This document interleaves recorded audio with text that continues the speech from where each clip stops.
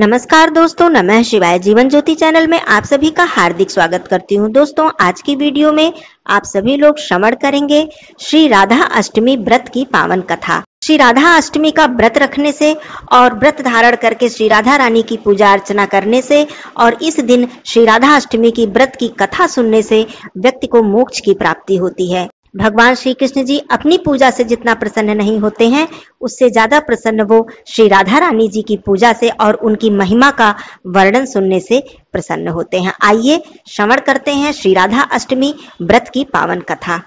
एक व्यक्ति था जो अपने पुत्र की मनमानी से बहुत दुखी रहता था। एक बार एक सिद्ध संत उनके नगर में आए। वह व्यक्ति उनके दर्शन के लिए संत के पास गया और संत से बोला, हे स्वामी जी, मेरा एक बेटा है, वो न तो भगवान में विश्वास रखता है और न ही पूजा पाठ करता है। जब उससे मैं कुछ कहता हूँ तो वो कहता है कि मैं किसी भगवान को नहीं मानता हूँ, कृपया आप ही उसे कुछ समझाइए। स्वामी जी ने कहा, ठीक है, मैं तुम्हारे घर आऊंगा और तुम्हारे पुत्र को समझाऊंगा। एक दिन वह संत उस व्यक्ति के घर गए और उसके बेटे को बुलाया। संत जी ने कहा, बेटा एक बार कहो राधा। बेटा बोला, मैं क्यों कहूँ राधा? स्वामी जी ने बहुत बार कहा, पर अंत में वह बोला, मैं राधा क्यों कहूँ? स्वामी जी ने उस लड़के से कहा, जब तुम मर जाओगे तो मरने के बाद जब यमलोक में जाओगे तो यमराज से पूछना कि एक बार राधा नाम लेने की क्या महिमा है। इतना कहकर वह संत वहां से चले गए।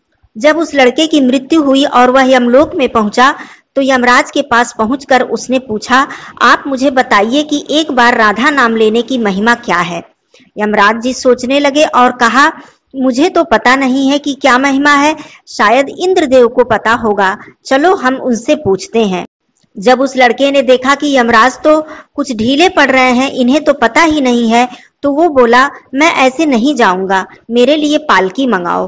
तुरंत पालकी आ गई।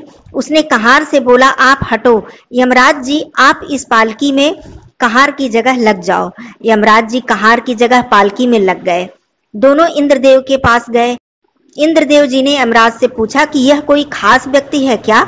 यमराज जी ने कहा, यह पृथ्वी से आया है और एक बार राधा नाम लेने की महिमा पूछ रहा है, कृपया आप ही बताइए। इंद्रदेव जी ने कहा, महिमा तो बहुत है, पर क्या है ये मैं ठीक से नहीं जानता, यह तो ब्रह्मा जी ही बता सकते हैं। वो लड़का इंद्रदेव से बोला, तुम भी पालकी में लग जाओ। अब उसकी पालकी में एक ओर यमराज और दूसरी ओर इंद्रदेव लग गए और ब्रह्मा जी के पास पहुंचे। ब्रह्मा जी ने देखा तो सोचने लगे कि यह कोई महान व्यक्ति ही लगता है जिसे ये पालकी में लेकर आ रहे हैं। ब्रह्मा जी ने पूछा, यह कौन है? तो यमराज जी ने कहा, यह पृथ्वी से आया है और एक बार राधा नाम लेने की महिमा पूछ रहा है, आपको पता है तो कृपया आप बताइए। ब्रह्मा जी ने कहा कि राधा नाम की महिमा तो अनंत है, पर ठीक ठीक से मुझे पता नहीं है, भगवान शिव जी इसे ठीक से बता सकते हैं। लड़के ने कहा, तीसरी जगह पालकी में आप लग जाइए। ब्रह्मा जी भी उस पालकी में लग गए। अब सभी देव पालकी लेकर भगवान शिव जी के पास पहुंचे। शंकर जी ने सोचा कि यह कोई खास है जिसकी पालकी को यमराज, इंद्रदेव और स्वयं ब्रह्मा जी लेकर आ रहे हैं। भगवान शिव जी ने पूछा, यह कौन है? तो ब्रह्मा जी ने कहा, यह पृथ्वी से आया है और एक बार राधा नाम लेने की महिमा पूछ रहा है, हमें तो ठीक से पता नहीं है, आपको जरूर पता होगा क्योंकि आप तो समाधि में भी उन्हीं का नाम स्मरण करते हैं। भगवान शंकर ने कहा, हाँ, ठीक प्रकार से तो मुझे भी नहीं पता है, भगवान विष्णु जी ही इसे ठीक से बता सकते हैं। लड़के ने कहा, अब पालकी में चौथी जगह आप लग जाइए। अब भगवान शिव जी भी पालकी में लग गए। अब चारों देव विष्णु जी के पास गए और पूछा कि एक बार राधा नाम लेने की महिमा क्या है। तब भगवान श्री विष्णु जी ने कहा, राधा नाम की यही महिमा है कि इसकी पालकी आप जैसे देव और महादेव उठा रहे हैं। अब यह मेरी गोदी में बैठने का अधिकारी हो गया है। परम प्रिय श्री राधा नाम की महिमा का वर्णन स्वयं श्री कृष्ण भगवान जी ने इस प्रकार किया है। उन्होंने कहा कि जिस समय मैं किसी के मुख से रा अक्षर सुन लेता हूँ, उसी समय मैं उसे अपना उत्तम भक्ति प्रेम प्रदान कर देता हूँ और धा शब्द का उच्चारण करने पर तो मैं प्रियतमा श्री राधा का नाम सुनने के लोभ से उसके पीछे पीछे चल देता हूँ। आधव नाम तारी है राधा, राके कहत रोग सब मिटी है, धाके कहत मिटे सब बाधा, राधा राधा नाम की महिमा गावत वेद पुराण अगाधा। अली किशोरी रटो निरंतर, बेगहि लग जाए भाव समाधा, आधव नाम तारी है राधा। आइए श्रवण करते हैं श्री राधा जी के जन्म की सबसे लोकप्रिय कथा। इस कथा के अनुसार वृषभानु जी को एक सुंदर शीतल सरोवर में सुनहरे कमल में एक दिव्य कन्या लेटी हुई मिली। वे उसे घर ले आए, लेकिन बालिका आंखें खोलने को राजी ही नहीं थी। पिता और माता ने समझा कि वे देख नहीं सकती हैं, लेकिन प्रभु की लीला ऐसी थी कि राधा सबसे पहले श्री कृष्ण जी को ही देखना चाहती थी। अतः जब बाल रूप में श्री कृष्ण जी से उनका सामना हुआ, तब उन्होंने अपनी आंखें खोल दी। बरसाना में एक भक्त थे ब्रजदास। उनकी एक पुत्री थी जिनका नाम रतिया था। यही ब्रजदास का परिवार था। ब्रजदास दिन में अपना काम करते और शाम को श्री जी के मंदिर में जाते और दर्शन करते। जो भी संत आए हुए थे उनके साथ वह सत्संग करते। यही उनका रोज का नियम था। एक बार संत ने कहा, भैया हमें नंदगांव जाना है, सामान ज्यादा है, पैसे हैं नहीं तो मैं सेवक कर लेता, तुम हमको नंदगांव पहुंचा सकते हो क्या? ब्रजदास ने कहा, गर्मी का समय है, सुबह जल्दी चलना ठीक रहेगा, जिससे मैं 10 बजे तक वापस आ जाऊं। संत ने भी कहा, ठीक है, मैं 4 बजे आपको तैयार मिलूंगा। ब्रजदास ने अपनी बेटी से कहा, मुझे एक संत को नंदगांव पहुंचाना है, समय पर आ जाऊंगा, प्रतीक्षा मत करना। ब्रजदास सुबह 4 बजे राधे राधे करते हुए नंगे पांव संत के पास गए। संत ने सामान ब्रजदास को दे दिया और ठाकुर जी की पेटी और बर्तन स्वयं ले लिया। वे दोनों लोग रवाना तो बहुत ही समय पर हुए थे, लेकिन संत को श्वास रोग के कारण बहुत अधिक देर चलने फिरने में कठिनाई हो रही थी, इसलिए वह कुछ दूर जाकर बैठ जाते थे। इस प्रकार नंदगांव पहुंचने में ही 11 बज गए। ब्रजदास ने सामान रखकर जाने की आज्ञा मांगी। संत ने कहा, जून का महीना है, 11 बज चुके हैं, कुछ जल पी लो, कुछ जलपान कर लो, फिर जाना। ब्रजदास ने कहा, बरसाने की वृषभानु नंदिनी नंदगांव में ब्याही हुई हैं, अतः मैं यहाँ जल नहीं पी सकता। संत के आंखों से अश्रुपात होने लगा। कितने वर्ष पुरानी बात है, कितना गरीब आदमी है, पर इसका दिल कितना ऊंचा है। ब्रजदास वापस राधे राधे करते हुए रवाना हो गए। ऊपर से सूरज की गर्मी, नीचे से तपती हुई रेत। भगवान को दया आ गई। वे ब्रजदास के पीछे पीछे चलने लगे। एक पेड़ की छाया में ब्रजदास रुके और वहीं मूर्छित होकर गिर पड़े।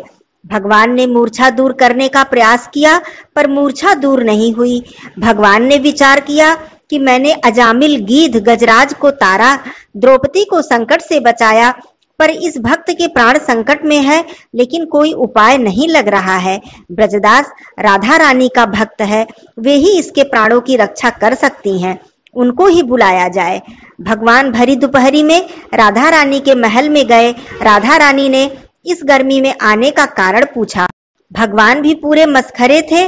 उन्होंने कहा, तुम्हारे पिताजी बरसाना और नंदगांव की डगर में पड़े हैं, तुम चलकर संभालो। राधा जी ने कहा, कौन पिताजी? भगवान ने सारी बात समझाई और चलने के लिए कहा। यह भी कहा कि तुमको ब्रजदास की बेटी के रूप में भोजन जल लेकर चलना है। राधा जी तैयार होकर पहुंची। पिताजी पिताजी कहकर आवाज लगाई। ब्रजदास जागो, बेटी के चरणों में गिर पड़े और ब्रजदास ने कहा, आज यदि तू ना आती तो मेरे प्राण चले जाते। बेटी से कहा, आज तुझे बार बार देखने का मन कर रहा है। राधा जी ने कहा, माँ बाप को संतान अच्छी ही लगती है, आप भोजन कर लीजिए।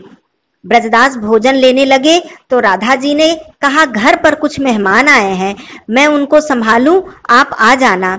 कुछ दूरी के बाद राधा रानी अदृश्य हो गई। ब्रजदास ने ऐसा भोजन कभी नहीं पाया था। शाम को घर आकर ब्रजदास बेटी के चरणों में गिर पड़े। बेटी ने कहा, आप यह क्या कर रहे हैं? ब्रजदास ने कहा, आज तुमने भोजन और जल लाकर मेरे प्राण बचा लिए। बेटी ने कहा, नहीं, मैं तो कहीं नहीं गई। ब्रजदास ने कहा, अच्छा बताओ मेहमान कहाँ हैं? बेटी ने कहा, कोई मेहमान नहीं आया। अब ब्रजदास के समझ में सारी बातें आ गईं। उसने बेटी से कहा, आज तुम्हारे रूप में मैंने राधा रानी के दर्शन किए हैं। और ब्रजदास के आंखों से झरझर करके आंसू बहने लगे। वह राधा रानी के इस प्रेम को देखकर भाव विह्वल हो उठे। बोलिए श्री राधे रानी की जय। एक बार श्री कृष्ण और श्री राधा रानी स्वर्ग में विचरण करते हुए अचानक एक दूसरे के सामने आ गए। विचलित से कृष्ण और प्रसन्न सी राधा कृष्ण सकपकाए और राधा जी मुस्कुराईं।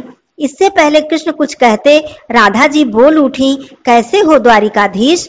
जो राधा उन्हें कान्हा कान्हा कह के बुलाती थी, उनके मुख से द्वारिकाधीश का संबोधन श्री कृष्ण को भीतर तक घायल कर गया। फिर भी किसी तरह उन्होंने अपने आप को संभाला और बोले, राधा मैं तुम्हारे लिए आज भी कान्हा हूँ। तुम तो द्वारिकाधीश मत कहो, आओ बैठते हैं, मैं कुछ अपनी कहता हूँ, तुम कुछ अपनी सुनाओ। सच कहूँ राधा, जब जब तुम्हारी याद आती थी, इन आंखों से आंसुओं की बूंदें निकल जाती थीं। राधा बोली, मेरे साथ ऐसा कुछ नहीं हुआ, न मैंने तुम्हें याद किया, न मैंने आंसू बहाया, क्योंकि हम तुम्हें कभी भूले ही नहीं थे जो तुम मुझे याद आते। इन आंखों में तो सदा तुम ही रहते हो, कहीं आंसुओं के साथ निकल न जाओ, इसलिए मैं रोती भी नहीं थी। प्रेम के अलग होने पर तुमने क्या खोया, इसका एक आईना दिखाऊं आपको। कुछ कड़वे प्रश्न यदि सुन पाओ तो सुनाऊं। कभी सोचा कि इस तरक्की में तुम कितने पिछड़ गए। यमुना के मीठे पानी से जिंदगी शुरू की और समुद्र के खारे पानी तक पहुंच गए। एक उंगली पर चलने वाले सुदर्शन चक्र पर भरोसा कर लिया और 10 उंगलियों पर चलने वाली बांसुरी को भूल गए। कान्हा, जब तुम प्रेम से जुड़े थे तो जो उंगली गोवर्धन पर्वत उठाकर लोगों को विनाश से बचाती थी, प्रेम से अलग होने पर वही उंगली क्या क्या रंग दिखाने लगी। सुदर्शन चक्र उठाकर विनाश के काम आने लगी। कान्हा और द्वारिकाधीश में क्या फर्क होता है बताऊं? कान्हा होते तो तुम सुदामा के घर जाते, सुदामा तुम्हारे घर नहीं आता। युद्ध और प्रेम में यही तो फर्क होता है। युद्ध में आप मिटा कर जीतते हैं और प्रेम में आप मिट कर जीतते हैं। कान्हा, प्रेम में डूबा हुआ आदमी तो दुखी रह सकता है, पर किसी को दुख नहीं दे सकता। आप तो कई कलाओं के स्वामी हो, स्वप्न दूर दृष्टा हो, गीता जैसे ग्रंथ के दाता हो, पर आपने क्या निर्णय किया? अपनी पूरी सेना कौरवों को सौंप दी और अपने आप को पांडवों के साथ कर लिया। सेना तो आपकी प्रजा थी, राजा तो पालक होता है, उसका रक्षक होता है। आप जैसा महाज्ञानी उस रथ को चला रहा था जिस पर बैठा अर्जुन आपकी प्रजा को ही मार रहा था। अपनी प्रजा को मरते हुए देखकर आप में करुणा नहीं जगी, क्योंकि आप प्रेम से शून्य हो चुके थे। आज भी धरती पर जाकर देखो, अपनी द्वारिकाधीश वाली छवि को ढूंढते रह जाओगे। हर घर हर मंदिर में मेरे साथ ही खड़े नजर आओगे। आज भी मैं मानती हूँ, लोग गीता के ज्ञान की बात करते हैं, उनके महत्व की बात करते हैं, मगर धरती के लोग युद्ध वाले द्वारिकाधीश पर नहीं, प्रेम वाले कान्हा पर भरोसा करते हैं। गीता में मेरा दूर दूर तक नाम भी नहीं है, पर आज भी लोग उसके समापन पर राधे राधे कहते हैं। बांसुरी बना लो कान्हा, होठों से लगा लो, काजल बनाकर मुझको आंखों में बसा लो, कुंडल बनाकर मोहन कानों से लगा लो, हार बनाकर मुझको गले से लगा लो। मैं हूँ दासी तुम्हारी प्यारे कन्हैया, पायल बनाकर मुझको चरणों से लगा लो। बोलिए जय श्री राधे राधे।